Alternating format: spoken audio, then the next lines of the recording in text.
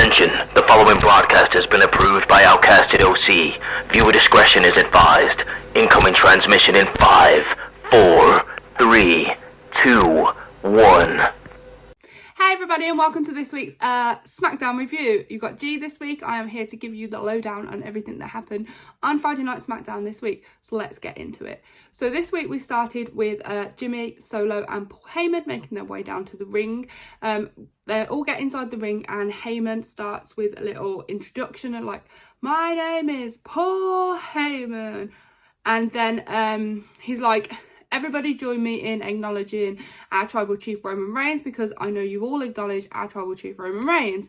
And then he talks a little bit about like John Cena and the stuff that's happened between John Cena and the Bloodline the past couple of weeks. And then he invites everybody to watch a little promo of like, he calls it like a movie clip of, I can't remember the name of the movie that he quotes, but about John Cena and the Bloodline. And this basically is a little vignette video of everything that's happened between John Cena and Jimmy and Solo in the past couple of weeks on like Smackdown and stuff, just like a build up towards their match at FASTLANE.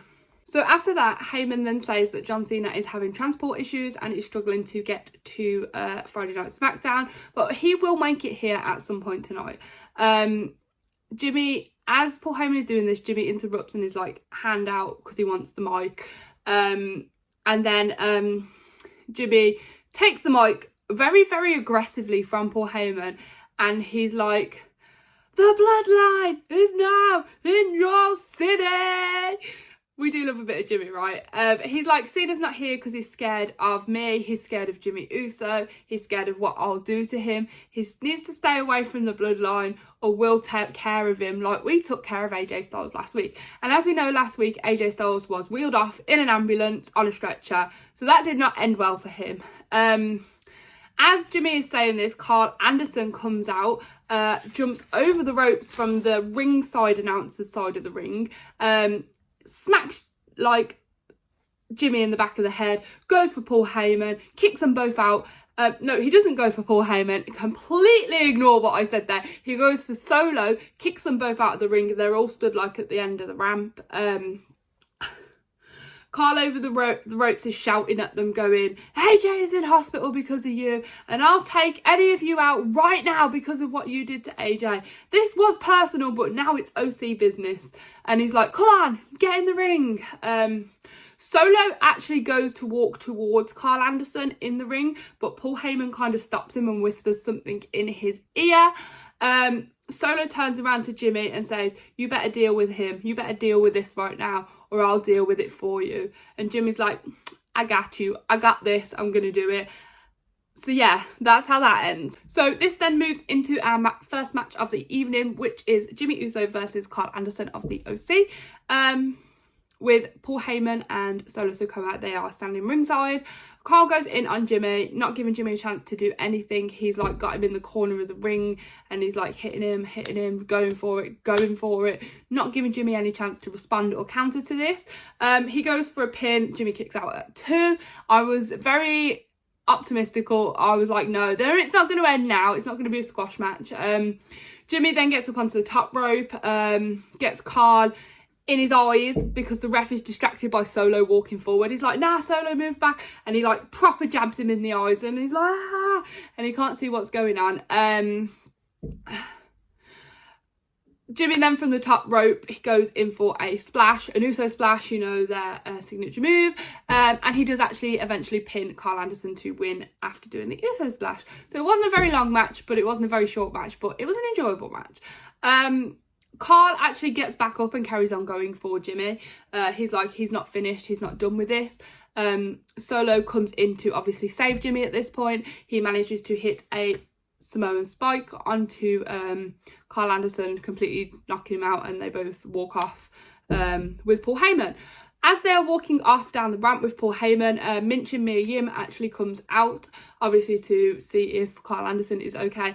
As she's walking back past the Bloodline, Jimmy's like, haha, look what we did to him, and she kind of just stands there and slaps Jimmy around the face. Jimmy falls to the floor and she runs off then, obviously, to go see if Carl's okay.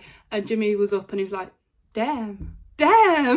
But yeah, that's how the whole first segment of the this week's Friday Night Smackdown went down. So then we move on to a little backstage segment of Kathy Kelly. She is got Santos Escobar there in a little interview. She's like talking to him, asking him where his mind is at ahead of his match tonight with Rey Mysterio for the United States Championship. He's like, my head is there, my head is always there, but no matter what, I continuously have like butterflies in my stomach. And obviously you're going against Rey Mysterio. He is now a Hall of Famer. Who would not be scared to go against Rey Mysterio, family or not? Like the LWO, they always say we are family, but yeah. He says it's always been a dream of his to face Rey Mysterio, and he's so happy that he's finally getting to do that dream and that he'll never stop giving up on his dreams. He's like, family is family, but tonight will be a great match. So we then have a little backstage segment of the Bloodline again. So obviously Jimmy, Solo and Paul Heyman. Jimmy is really angry, he's shouting, he's slamming like walls, slamming like chests, and he actually shouts at one of the staff really angrily and then moves along to another one who he actually pushes down to the floor. This member of staff is then really scared as like Solo and Paul Heyman walk past, and then Paul Heyman is just there with his phone like, call Roman Reigns. But yeah, Jimmy and Solo are on some kind of mission tonight to like destroy absolutely everyone. So then we move on to the Grayson Waller effect, and obviously Grayson Waller always starts in the ring when we do this, and he's like, John Cena might be the greatest of all time, but he's not the greatest at being on time, ha ha ha ha. He's like, my guest tonight has done it all. He's done it all, but he's not really focusing well on his management shit right now. So he needs the Grayson Waller rub to get there, and he welcomes out Bobby Lashley. Bobby Lashley is our guest for the Grayson Waller effect this evening. So Grayson Waller starts by saying, it's great having you here, always a pleasure to have you on the show. He was like, but your boys, the Street Profits, they had a devastating loss last week. What do you think of this? What do you make of this? And Bobby Lashley's like, I made a mistake, they couldn't finish it, they couldn't do what they were told to do, so back to the drawing board for me. Obviously he needs to look for something. He's like, I'm going to look for something new. I'm going to look for somebody else to teach, to coach. And Grayson Waller's like, maybe I have a team that you can coach with loads of charisma, loads of like joy, and maybe an undefeated tag team. Grayson Waller and Austin Theory. And Bobby Lashley's like, no, I know all about Austin Theory. I don't like him. I don't want anything to do with him. I'll have a pass on that. As this happens, the Street Profits then enter, their music hits, they make their way down to the ring. They are all suited and booted, dressed really nicely in these lovely like full white suits. They look really smart, they look really good. It's exactly what Bobby Lashley wanted from them. Angelo Dawkins is like, listen Bobby, but Bobby Lashley doesn't even give them chance to like even say anything. He's like, I don't want to hear your excuses, I don't want to hear what you've got to say. If you want something out of me, you need to prove to me what you can do is what I'm asking. So basically Bobby Lashley wants them to prove that they can do what he's asking of them, otherwise he doesn't want to hear anything they've got to say, like at all. Bobby Lashley goes to exit. The Street Profits follow him down for the ring and they're like, come on man, we can't do this, we can't be like this. And Bobby Lashley's like, you just need to prove yourselves to me. If you can prove to me, then we can go back to what it is. As they do this, Grayson Waller introduces Austin Theory to come out to the ring. So we now have a match between Austin Theory and Cameron Grimes. Grayson Waller does stay ringside for this match because obviously A-Town Down Under are now our greatest new tag team. I love a bit of A-Town Down Under. I'm not the biggest Austin Theory fan, but these two together, they are gelling and they are doing it for me. I am really enjoying them both together. Anyway, we are here for the Austin Theory versus Cameron Grimes.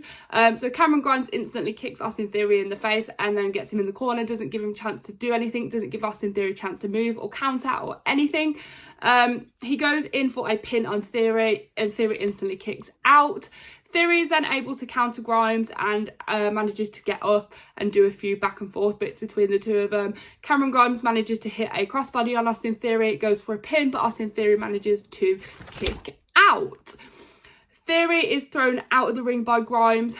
Grayson Waller distracts as he walks around. He like talks to Grimes and distracts him, but the ref is like, move. But this gives Austin Theory a chance to get up and attack Cameron Grimes from behind because he's too focused on what Grayson Waller is saying to him. They get Cameron Grimes back into the ring. A-Town down. Austin Theory pins to win. short match, sweet and simple. It was a really good match actually though. I did enjoy exactly what the two guys were doing. Yeah, so at this point Austin Theory jumps out of the ring and Dragon Lee is like ringside, and Austin Theory is like saying something to him. I couldn't quite work out what he was saying, but Dragon Lee was like, oh, you all talk, whatever. Austin Theory goes in to like punch Dragon Lee, but the official gets in the way and pulls Austin Theory back to break it up. So that was an interesting little interaction there. I wonder what is going to happen. Like, I'm really intrigued to see why Dragon Lee was there. Okay, so we move into the little backstage segment of Kayla Braxton and Rey Mysterio, our United States champion. Kayla is basically asking him how he feels towards his match with Santos tonight, and Rey's like, the LWO is family. Santos has worked really hard to be where he is. Santos deserves this opportunity. But every time I step in the ring and give my best. And I always expect my best from my opponent. I'm going to give him the fight of his life tonight. And then Rey Mysterio makes his way down to the ring.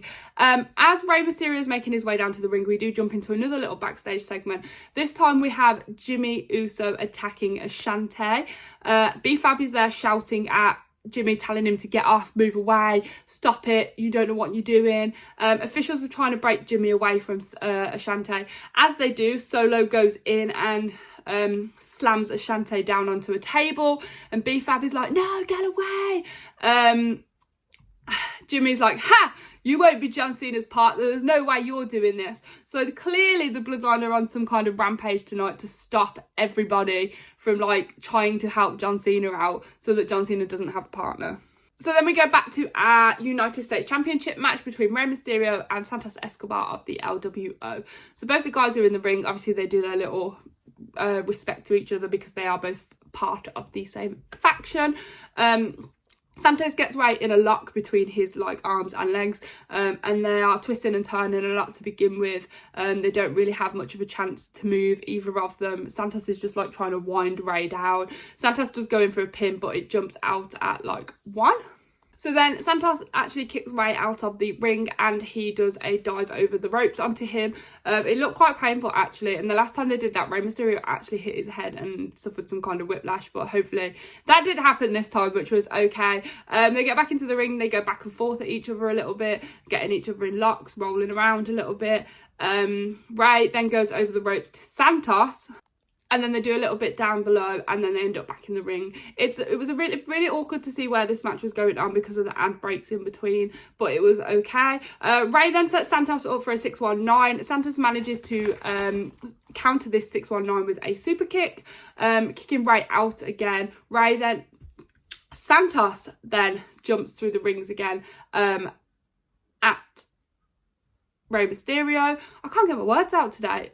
He jumps through the rings at Rey Mysterio. He then does a moonsault on the floor to Rey Mysterio, which also looked amazing. It looked phenomenal. These two guys, they never miss. Rey Mysterio and Santos Escobar always put on a good match. Every single match I've watched of theirs, I've been like glued to the TV and I can't like look away because they're both like high flyers and I really enjoy everything that they do. But anyway, we were back in the ring then. Santos gets Rey to the top of the ropes, and then they fall back down. Santos hits Rey with a backbreaker and goes to pin, but Rey kicks out at 2. Rey is then up on the top ropes. He manages to flip Santos off and fall into the ropes, obviously setting up for a 619 again. So he flips him off the top of the rope and he falls into the middle of the ropes ready for a 619. Rey goes for that 619 but is met by Santos catching him as he does the 619. So after Santos catches Rey in that 619, he stands up, but Rey's like holding onto the ropes. He kind of flings it, because he's got his legs around his shoulders, he flings him back down into the ropes and goes for that 619. He actually manages to pull through with the 619 this time, which was absolutely phenomenal. So there was a little back and forth again at that point, but we are very, very close to the end of the match. Santos attempts to go in for a phantom drive, but Rey manages to counter, flipping him back over, pinning Santos Escobar for the win. So obviously the ref does the usual and like holds Rey's hand up, celebrates Rey winning, retaining his United States Championship. As Rey goes in to give respect to Santos Escobar, these Street Profits appear from the ringside announcer's side of the ring, jumping over the ropes, attacking Santos, attacking Rey, kicks them both out of the ring, and then Bobby Lashley enters. Well, that was interesting because obviously Bobby Lashley wanted the Street Profits to prove to him that they were worthy of his time. Bobby Lashley's walking down, he's clapping for the Street Profits, he's like, yeah, go on, clap, clap, clap. As this is happening, the Street Profits have obviously beat the rubbish out of Santos and Bray. Joaquin Wilde actually runs in attempting to go for Bobby Lashley, and Bobby Lashley kind of just like knocks him to the floor. So Bobby Lashley's kind of looking to the side where Dragon Lee is, and the officials and wrestlers trying to stop Dragon Lee jumping over to help the LWO against the Street Profits and Bobby Lashley. At this point, the Street Profits come down and they like hug Bobby Lashley, so they're obviously back together. They've proven themselves. Bobby Lashley's ready to train and show them what's what again, manage them as the Suit Profits or Suit Business, whatever we're calling them. It goes into a little backstage segment then of obviously the LWO are all sat there and they're asking what happened, how do you feel about the Street Profits and Bobby Lashley attacking you, and they say a few little things, and then Rey Mysterio actually challenges Bobby Lashley and the Street Profits to a match against the LWO at FASTLANE. There was no response from Bobby Lashley or the Street Profits in any kind of way, so the match is not official, but the challenge has been set.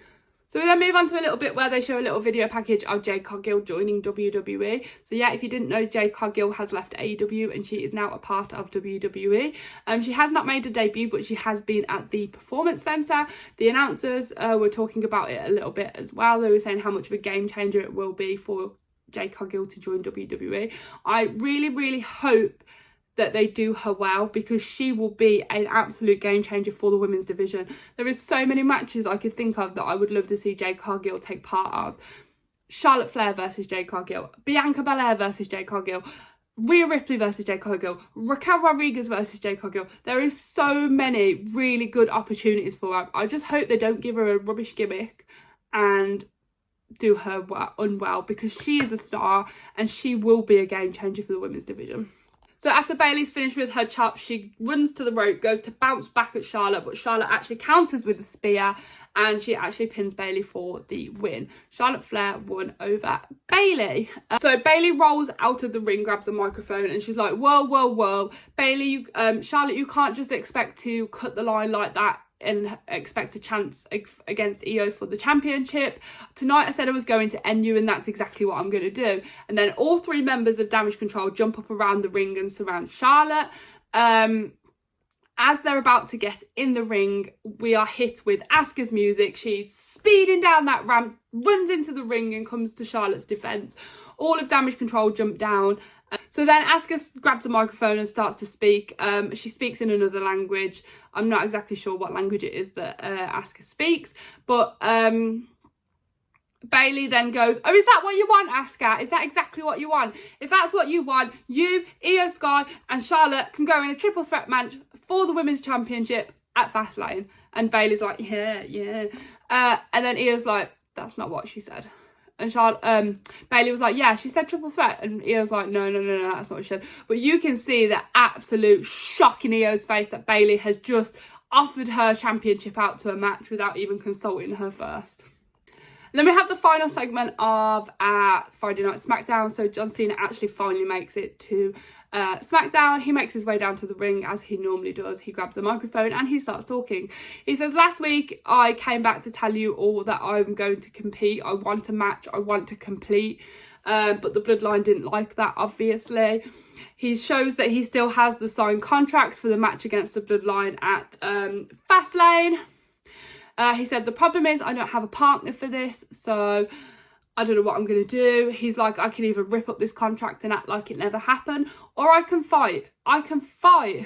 He says, hell yes, he'll honour whatever it is that he has signed for, partner or no partner. And with no partner, he will go for a 2-on-1 handicap match at Fastlane.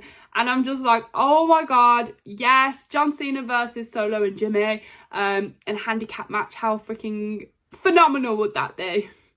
At this point then, Jimmy, Solo and Paul Heyman obviously make their way down to the ring. They appear out of nowhere. Well, they don't appear out of nowhere, they come down the ramp. Jimmy's music hits. Jimmy with a microphone is going, Cena, you finally showed up. Did you not see what me and Solo have been doing all night? We've been causing chaos, running chaos down through the Smackdown locker rooms and backstages to send a message so that if anybody tries to be your partner, they're gonna get got by the bloodline. I literally can't speak tonight. Oh my god. So yeah, Jimmy is like, did you not see what me and Solo did to everyone tonight? We're sending a message. If you partner with John Cena, you're gonna get got by the bloodline. That's a mouthful. So you might not be making it to Fastlane, Cena. You might not be getting there because you've got no partner. Cena punches Jimmy because at this point Jimmy's up in the ring. Solo enters the ring and goes for a spike on John Cena but misses. John Cena has Solo up and is ready to give him an attitude adjustment, but as he goes to attitude adjust him, Jimmy comes in with a super kick, so that attitude adjustment doesn't go through. Multiple attacks on Cena from Solo and Jimmy, and as this happens, there is only one person's music that hits. Yeah! LA Knight's music hits. He speeds down to that ring at John Cena's rescue. Oh my god. He takes out Solo. He takes out Jimmy. They both roll out of the ring. Cena is back up. They're gone. LA Knight grabs the contract and he literally signs his name across that sheet. And John Cena's face is like, he's like, I have a partner. Oh my god. So, it looks like we are getting LA Knight and John Cena versus Jimmy and Solo at Fastlane. Oh my god, that's going to be a banger of a match. I am going to enjoy that match so much. But yeah, that's everything that happened on SmackDown this week. So yeah, that is your Friday Night SmackDown review. I hope you enjoyed it. Make sure to follow Outcasted OC on TikTok, Twitter, YouTube, Instagram. We're all there. If not, follow all our private social, well, not private socials, our gang's personal socials. They're all down below. Subscribe, follow, like, comment, tell me what you thought about Friday Night SmackDown. We have some good stuff coming up. Check out our socials because there will be a post coming later today or tomorrow for all our podcast episodes that are coming in October. Next week we have Fastlane predictions with our special guest Morgan Black. But yeah, make sure you stay tuned for everything else that's coming. Bye guys!